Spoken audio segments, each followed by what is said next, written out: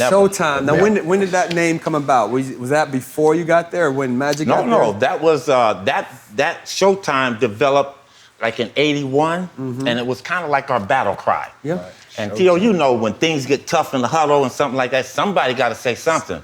And Magic would always say, "Yo, come on, it's showtime." And when he said that, we understood what it was about. It's time for us to get busy, play defense. So that came from the players' huddle, not from the media. Came from the players' huddle, and they kind of like filtered out. Of course. And Pat Riley, being the person he is, took it absolutely. Well, he should have too. You know what I'm saying? So Showtime, that was like the ringing of the bell. Yeah. Like whatever was going on, if you guys was in a funk or if y'all was on a roll, it was showtime. Yep. Now, again, I've always wanted to ask this question to a Laker.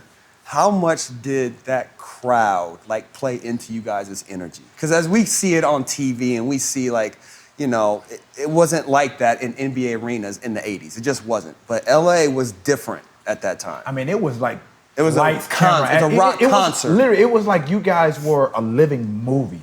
And like I saw the highlights and see all the cheerleaders and the stars, which obviously is still the same today, but it was like you guys set the blueprint for what we're seeing now.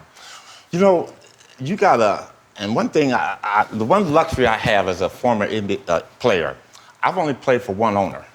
And Dr. Buss was so special. You have to understand his vision for the whole concept of not just the NBA, well, not just the Lakers, but the NBA. And he turned the whole thing around. He got the cable TV started with On TV. So Dr. Buss wanted us to entertain the entertainers. Jack Nicholson, the other actors and actresses that would come, people, anybody like that would come. He wanted us to put on a show for them. So that's what it was all about. Tio, I don't know, and I'm pretty sure you probably did. You ever get to the Forum Club? I did. And why did he hesitate? That was a place to be. That was before and after the game. Hey, if you didn't get in there, and man, you missed a treat. You missed a treat because there's no telling who you may see in there. That was like that's the who's who of the who's who. Well, that's what Dr. Buss wanted. So it started from the court.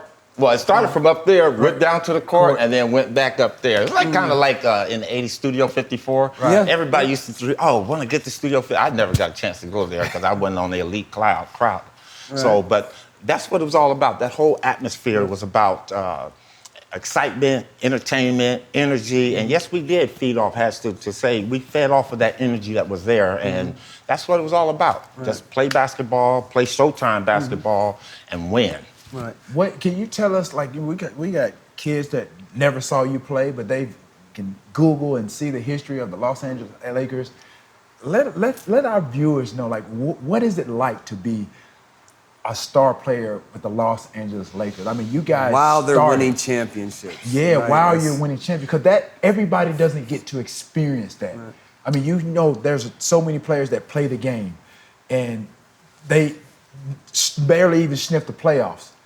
They barely even get one championship. But for you guys to win 5 and to be a part of something that, 17 championships now, and now going. I mean, you guys and Boston Celtics, you're like neck and neck. You guys are racing like that. Who's going to get to 18 first? Well, Lakers will get to 18 first. I don't care how they look now. You think so? Oh, yeah. I don't think... We suck now, but we're going to be all right. I wanted to hear it as long as I heard it. That's another part. But to answer your question to get started... we're going to come back to that. Playing with the Lakers and experiencing all of that was kind of like... when I grew up, we grew up in a neighborhood, and there was like maybe 8 or 9 guys in Pasadena, and we would want to come out to Los Angeles and play, and you get all the boys together, okay?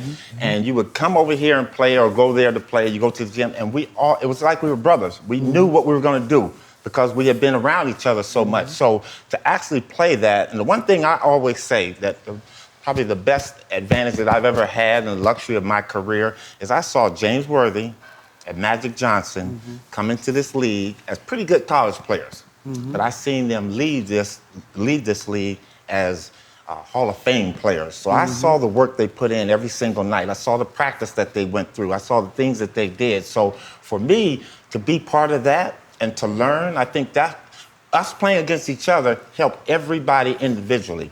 I think I like to think that me playing Magic playing against me every day, you weren't gonna see another better defensive player than me. So when you saw Pippen and Jordan and Dennis Rodman and Dumars, he was going up against the best every day, which iron sharpens iron. So now I'm playing Magic Johnson, one of the best players. So when I see Jordan, George Gervin, Iceman, Larry Bird, I'm already set for those guys. So it was fun to see that because we all developed in our own right.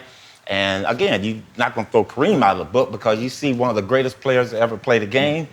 I don't know if you guys ever have discussed about a GOAT, greatest player of all times, and they still include all these guys now. Yeah. Kareem Abdul-Jabbar is the greatest player to ever play the game of basketball. Really? Why?